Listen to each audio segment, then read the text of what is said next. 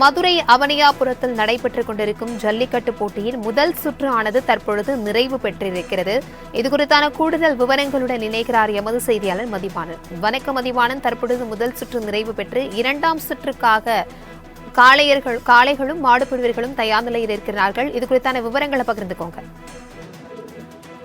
வணக்கம் பிரபாவதி. தமிழர்களுடைய வீர விளையாட்டு மட்டுமின்றி தமிழர்களுடைய கலாச்சாரத்தில் ஊறிப்போன விளையாட்டு தான் இந்த ஜல்லிக்கட்டு விளையாட்டு. இந்த ஜல்லிக்கட்டு விளையாட்டானது மதுரை மாவட்டத்தை பொறுத்தவரையில் ஒவ்வொரு வருடமும் மிகச் சரியான தை முதல் நாள் அவனியாபுரத்தில் தொடங்கப்படும்.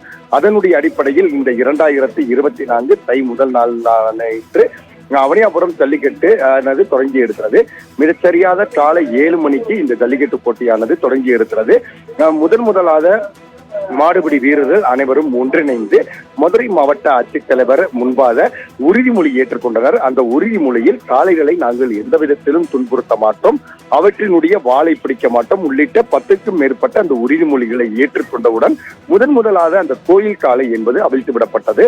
அந்த கோயில் காளை அவிழ்த்து விடுகிற பட்சத்தில் அந்த கோயில் காளை யாரும் பிடிக்க மாட்டார்கள் என்பது சம்பிரதாயமாக இருந்து வருகிறது. அதற்கு அடுத்தபடியாக அடுத்தடுத்த காளைகள் என்பது தொடர்ந்து இடம்பெற்றிருந்தது. அதனுடைய அடிப்படையில் இதுவரை முதல் சுற்று என்பது நிறைவு பெற்றிருக்கிறது. இந்த முதல் சுற்றை பொறுத்தவரையில் கிட்டத்தட்ட 100 காளைகள் என்பது இடம்பெற்றிருக்கிறது. 100 காளைகள் இடம்பெற்றிருக்கிற சூழ்நிலையில் 3 பேர் முதலிடத்தில் இருந்து கொண்டிருக்கின்றனர். அதே போல அலங்காநல்லூரா இருக்கட்டும், அவனியாபுரம், பாலமேடு 3 கிராமங்களில் அடுத்த நாட்களில் ஜல்லிக்கட்டு போட்டியானது நடைபெற இருக்கிறது.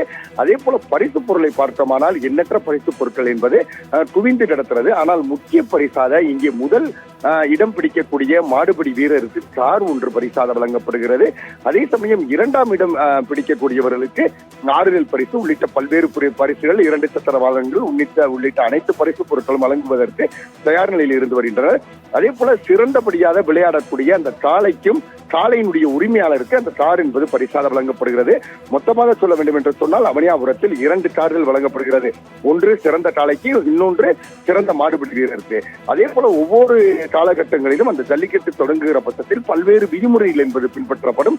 அந்த விதிமுறைகளுடைய அடிப்படையில் மாடுபிடி வீரர்களுக்கு எந்த விதத்திலும் காயங்களுடைய வடு என்பது இருக்கக்கூடாது. அதே போல அவர்கள் கிட்டத்தட்ட 5 அடிக்கு மேல் இருக்க வேண்டும் என்பது முக்கியமான விதிமுறையாக இருந்து கொண்டிருக்கிறது. அதற்கு அடுத்தபடியாக களத்தில் இருக்கிற பொழுது அவர்கள் மது உள்ளிட்ட எந்தவித போதைப் பொருட்களையும் பயன்படுத்தக்கூடாது. இவ்வாறு பயன்படுத்தி இருப்பது உறுதிப்படுத்தப்பட்டமானால் சட்டப்படி கடுமையான நடவடிக்கைகள் எடுக்கப்படும் என்று மதுரை மாவட்ட காவல் ஆணையர் அவர்கள் தெரிவித்திருக்கிறார்கள். அதே போல காளைகளுக்கும் பல்வேறு விதிமுறைகள் இருந்து கொண்டிருக்கிறது. காளைகளை பொறுத்தவரையில் காளையினுடைய அந்த திமில் என்று சொல்லக்கூடியது 135 சென்டிமீட்டர் நிச்சயமாக இருக்க வேண்டும். அதே போல காளைகளுக்கு 4 பற்கள் என்பது முளைத்திருக்க வேண்டும். கிட்டத்தட்ட 4 அடி உயரமும் அந்த காளைகள் இருக்க வேண்டும் போன்ற பல்வேறு விதிமுறைகள் இருந்து கொண்டிருக்கிறது. இந்த அவனியாபுரம் பகுதியை பொறுத்தவரையில் இன்றைய ஒரு நாளைக்கு மட்டும் அந்த மின்சார தடை என்பது வழக்கம் போல் இருக்கும்.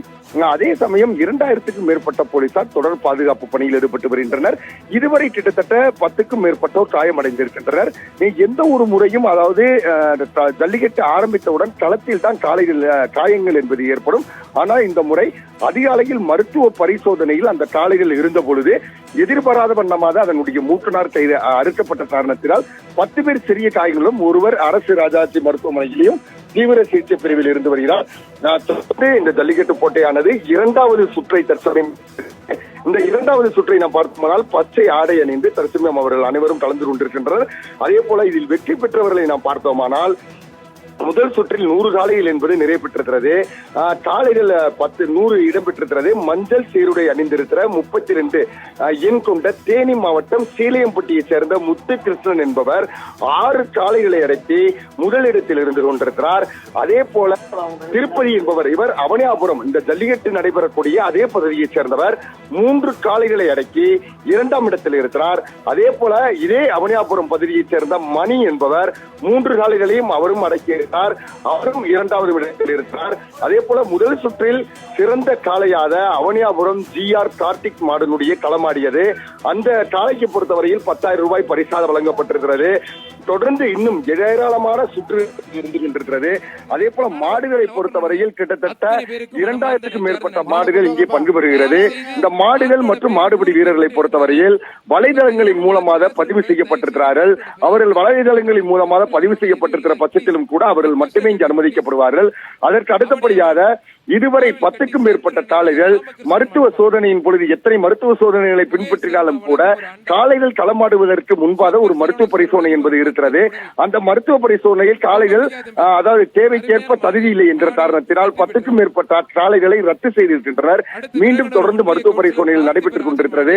இரண்டாவது சுற்றில் யார் அந்த இரண்டாவது இடம் முதலிடத்தை தக்க வைப்பார்கள் என்பது நிச்சயமாக கேள்விக்குறியாக இருக்கும். அதே போல சிறந்து விளையாடக்கூடிய அந்த மாடுபிடி வீரரை தொடர்ந்து அடுத்தடுத்த சுற்றுகளுக்கு அவர்கள் தகுதிப்படுத்தப்படுவார்கள்.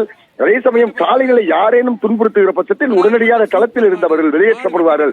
சூடு பறக்கிறது அவனியாபுரம் ஜல்லிக்கட்டு களம் காண்கிறது. இரண்டாவது களம். இந்த இரண்டாவது சுற்றில் யார் முன்னணியில் இருக்க போகிறார்கள் சில நிமிடங்களில் மேற்கு மன்ற தலைவர் வழங்கும் ஒரு அண்டா,